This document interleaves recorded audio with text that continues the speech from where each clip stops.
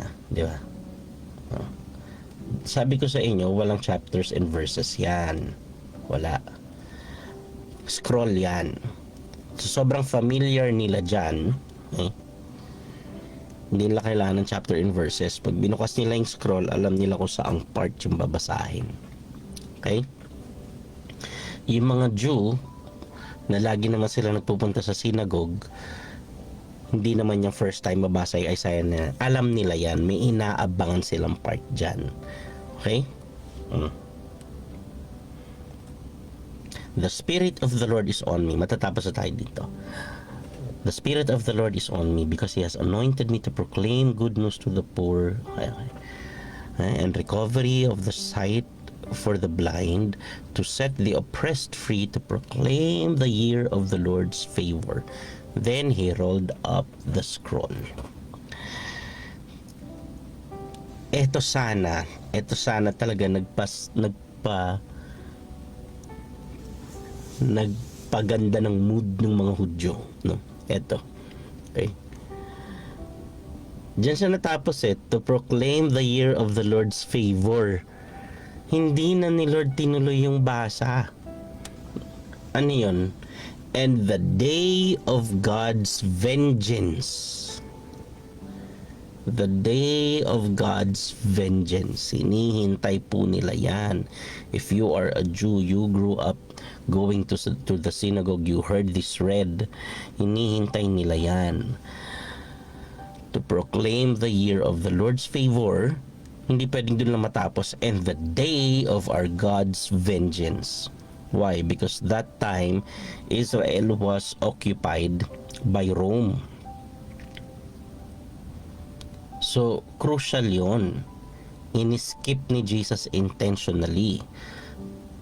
Why? Kasi, like most of us, we think the problem is outside. We go to the Lord and we want the situation to change because we think the problem is in the situation. We think the problem is in the environment. We think the problem is with our neighbors. Kasi sila kasi sila Lord, kasi sila Lord, kasi sila. Lagi. So, etong Israel at this point, ganun din yan. Okay?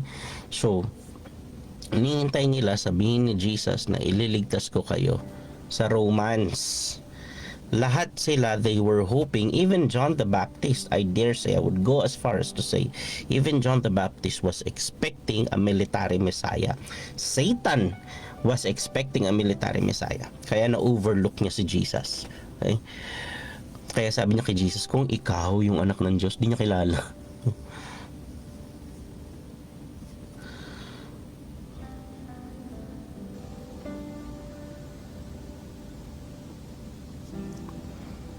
Gusto natin iligtas tayo ni Lord lagi sa sitwasyon, sa ibang tao, sa outside elements.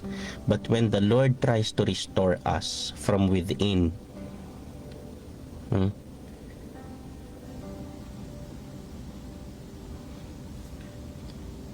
it offends us. It irritates us. We become defiant. Kaya isa sa pinaka nagpagalit sa kanila nung nilinaw ni Jesus na lalo sa John chapter 6 na hindi, ililigtas ko kayo sa kasalanan ninyo. Hindi ako nandito para magtayo ng mag-lead ng military siege. Akala ko ba ililigtas mo kami? Oo, ililigtas ko kayo sa kasalanan ninyo. And the most rational thing a Jew would think, hindi kami ang may kasalanan. Sila ang may kasalanan sa amin. Ba't hindi mo kami iligtas sa kanila?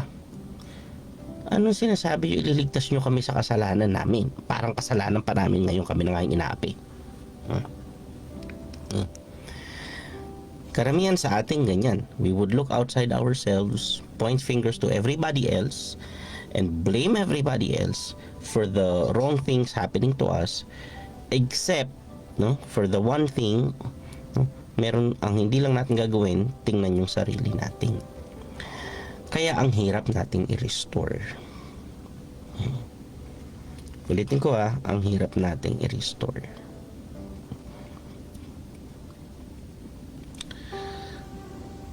Nonetheless, yung kagustuhan ni Lord mag-restore, hindi naman nakadepende yan kung gusto mo magpa-restore. Gusto ka ni Lord i-restore sa ayaw mo at sa hindi. Ang sinasabi ko lang, kung magbe-benefit ka doon sa gusto niyang i-restore ka o hindi, malaki kinalaman ng response mo. Pero hindi mo kailangan gustuhin para gustuhin niya. Kasi si Lord ang unang nagmahal. Si Lord ang unang nagmahal. John was very clear, we love because He first loved us. Gusto tayong i-restore ni Lord. Now, I would just like to encourage you, if you are in a breaking season, the next period would be the restoration. Now, ano ang gagawin mo? Magpaparestore ka ba? Makikinig ka ba sa sinasabi ni Jesus? O magre-retaliate ka at ihuhulog siya sa bangin? Isipin nyo, first time binasa ni Lord, binasa ni Lord yung first time niya mag-read ng scripture sa synagogue. Yan ang binasa. At sinabi niya, natupad na to ngayon. Clean name niya na yun, andito na ako. Yung Isaiah, ayun, ako yun no? Pero imbes na pag-isipin na lang mabuting sinabi niya, no? Nagalit agad. Alam niyo ang mga taong mabilis magalit, mabagal mag-isip. Ulitin ko yan. Ang taong mabilis magalit, hindi yung hindi nagagalit. Ako nagagalit ako eh. Si Lord nga nagagalit no? Pero mabagal siyang magalit. No? Ang taong slow to anger, ang taong magagalitin o mabilis magalit, mabagal siya mag-isip. Itong mga taong to, hindi na nila pinag-isipan yung truth na sinabi ni Jesus na nasa scripture naman. Sinabi ni Jesus yan, nakasulat yan sa Tanakh, sa Hebrew scripture, sa Old Testament. Yan ang Bible nila noon. Wala pa pong New Testament noon, di pa nasusulat. No? Pero nasa Bible nila yan. Nasa prophetic scrolls nila yan. Nandun yan sa Book of Kings. Nandun yan sa Chronicles. Andun yung mga sinasabi ni Jesus na story. Nasa Samuel, nagalit sila, gusto nila ihulog si Jesus sa bangin. Ibig sabihin, walang basis yung galit nila kasi sinabi ni Jesus, totoo lang. Ni-reinforce lang niya. Sinasabi ni Jesus, yung benefit sana para sa inyo, pero kung hindi kayo maniniwala, mapupunta dun sa iba. Kagaya nung nangyari sa widow sa Sarifat. Kagaya nung nangyari kay Naaman. Yung Israel was not willing at that time. They were not willing to receive restoration. They were not willing to receive God's blessing. Why? They were not even willing to admit that they needed help. They were not willing to admit that they were broken. Now, before we pray, I want you to ask yourself, am I broken? Because I could almost guarantee you, maybe not in all aspects of your life, but at least in one area of your life, you are struggling.